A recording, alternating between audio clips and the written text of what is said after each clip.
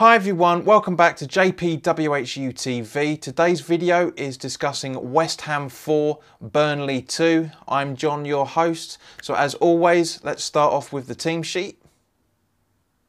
Keeping his place in goal for the league was Fabianski. We had Zabaleta, Balbuena, Diop and Creswell as the back four. Rice, Obiang, Snodgrass in the midfield. With Diangana and Anderson on the wings, with Arnautovic up front. On the substitute bench was Adrian, Ogbonna, Fredericks, Masuaku, Antonio, Perez and Chicharito, aka Hernandez.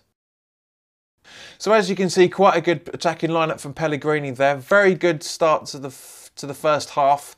Arnautovic's goal, very well taken. At the end of the day, he was one-on-one with Joe Hart, so there was only one outcome on that, really. But then we seemed to switch off after that. I don't really see why. We just seem to play possession football. You know, Burnley had a couple of good breaks. Don't get me wrong; they weren't exactly at their best. We've seen Burnley play a lot better than they did today over the whole game. Really, to be honest, we've seen Burnley play a lot better than that.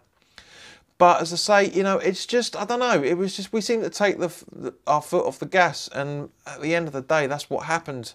As usual, the typical minute before the end of the game, absolutely, defence just seemed to be, what's the word?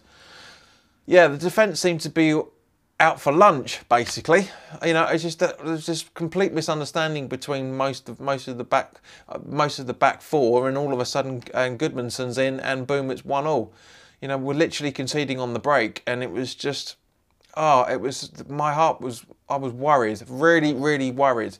Second half comes around, and you know we played well. You know, as I say, it wasn't attacking football, but it was good play. It was good play from most of the players. Again, Diangana was playing well. Rice was playing well. Anderson seemed to pick himself up completely in the second half. I just want to talk about something really very quickly. It's just popped back into my mind. Snodgrass was taking all the corners. So obviously, Pellegrini's figured out that Anderson's not a corner taker anymore, at least at the moment, and he went for it and changed Snodgrass to do all the corners, and to be honest, they were better. They were absolutely better corners. So I hope Snodgrass continues to play corner taker. So anyways, let's get back into the second half. Anderson scored on the 67th minute. Yeah, the 67th minute, and you know it was good. It was a well taken goal with him. Again, as I say, pretty much almost one-on-one with Joe Hart. Slips it through, boom, and then unfortunately, yet again, we concede from a corner a few moments later. What was it? I think it was about the 76th minute. I think something like that. So we're looking at what, 9 minutes later, corner, boom, 2-2. My heart sank again. It absolutely sank. Just like, here we go, we're going to get a point, if at best. But Anderson, to his credit, absolutely continued the attack. Went for it big time. Absolutely just scored a fantastic goal again on the 84th minute. I mean, who would have said this morning that Anderson would get a brace, much less a goal, the way he's been playing the last few, you know, the majority of the start of the season. You know, we're 11 games in now. He scored 3 goals, 2 of which in today. So, you know, for the £38 million, or 38 million pound because he cost 40 million euros, he's on average, so far he's cost us 12 and a bit million per goal. But at the end of the day, it's going to get his confidence back, because when he scored his first, he was like, that's it, I'm going to go and get another one. You could see he was absolutely, he was actually on a hat trick. He could, you know, it was ridiculous. Anderson was just all over Burnley. You know, the build-up play, more and more kept coming on. Hernandez came on for Obiang, which I didn't agree with. I would have bought Perez on myself, but he scored as well on the into stoppage time, the 91st minute, I think. On the clock anyway, it was 91 something. You know, he was he scored. So he's, you know, we've got players now two players that people have been criticising left, right, and centre so far since the start of the season, including myself. I've said that in my last 2 videos. I've said that Hernandez isn't good enough. He needs to be making more of an effort. Very, very good goal set up by Antonio. Technically, Antonio's charging down the ball to, I think, Sam Vokes is defending. Or I can't remember who was defending, yeah.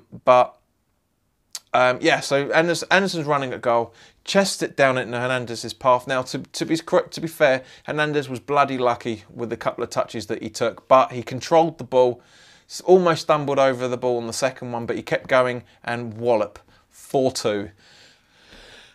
So, you know, from our point of view, things are good. You know, we were playing good football. We weren't playing consistent football at all.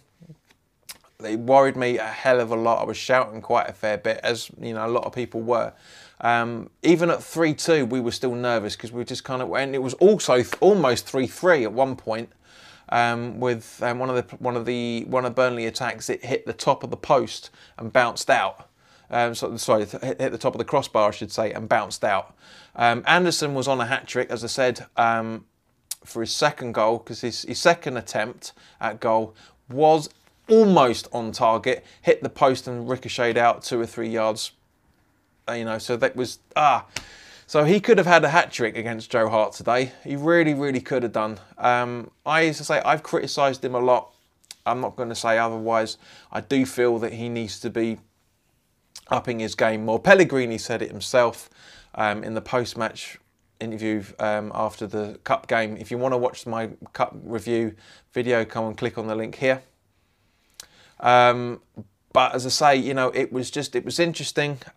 Also, what Pellegrini said in the pre-match conference, that obviously we've got Manuel Lanzini, Yarmolenko, Sanchez, and Reed are going to be out for at least another 4 to 5 months.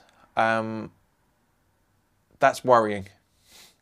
That is absolutely worrying. We obviously knew that Sanchez was odds on to not finish the season.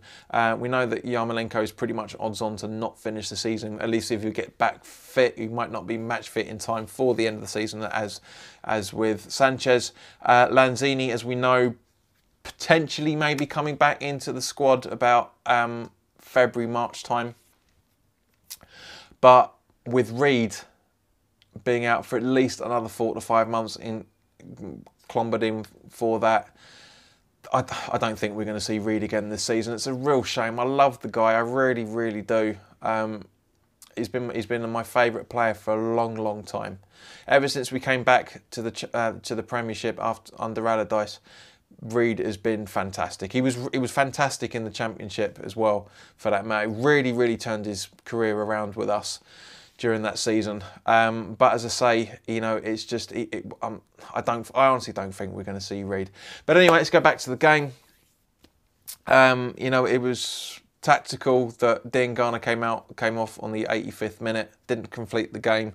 I jokingly said to Paul that at least you know, if we draw, at least he can say we were winning when I was on the pitch. But you know, as I say, it was a hard-fought game. Very, you know, according to the stats, we had 22 shots and 10 on target, and also we had 63% possession. Not that makes much of a difference, you know. But as I say, it's just we played well over the game, I suppose. But there's a lot of work still needs to be done. We need to be able to defend better. We need to be able to sort out corners and try and counter-attack from those. We need to be sorting out the midfield better. You know, Obiang didn't have too bad of a game, but you know, it's just I honestly think that he's coming back from his injury, as I said in the cup match preview, match review. So you know, I don't want to be overly critical on him for that. But yeah, he was what he was. Can't say any more than that. For me, we didn't get to see what man of the match was. I don't remember hearing it.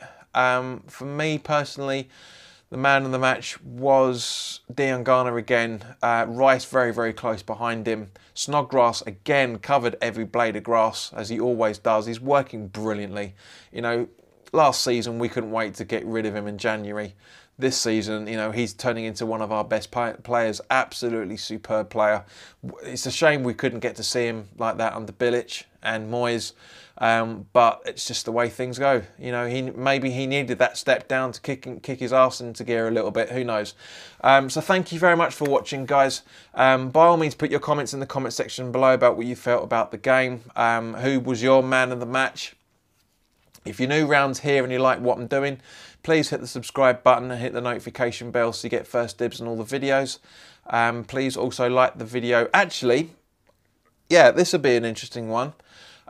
Because obviously this was the last home game before Remembrance Sunday, literally next Sunday. Obviously there was the last post played. Now I'm curious on this. I'm going to only ask you guys to like the video if you were respectful during the last post and took your hat or cap off or beanie, whatever you were wearing. Like the video if that was you at the game. I mean, like the video if you like the video anyway and you feel I deserve it, please click the like button. But I'm just curious, either drop me a comment or like the video if you were actually taking your cap off or your beanie or whatever you had on your head when the last post went off, because I've noticed that a lot of people don't seem to be taking it seriously, you know, because at the end of the day, these people 100 years ago, they killed a lot of hundreds of thousands of people, killed themselves for our free country. Now I'm just curious to see, a century on, how many people still actually show the level of respect that everybody should be showing. Because I took my beanie off as well, straight away. But anyway, thank you very much for your time. Please share the video if you feel I deserve a wider audience. We've had a new subscriber again today, so thank you very much for whoever it is. I can't see it from the notifications, but it's nice to have you on board. The more the merrier, but I hope my subscribers are actually active rather than just subscribing. And so as I say, put your comments in the comment section below, people. And in the meantime, thank you very much for watching. I am moving next week, so there will be a preview for the Huddersfield game coming up at some point.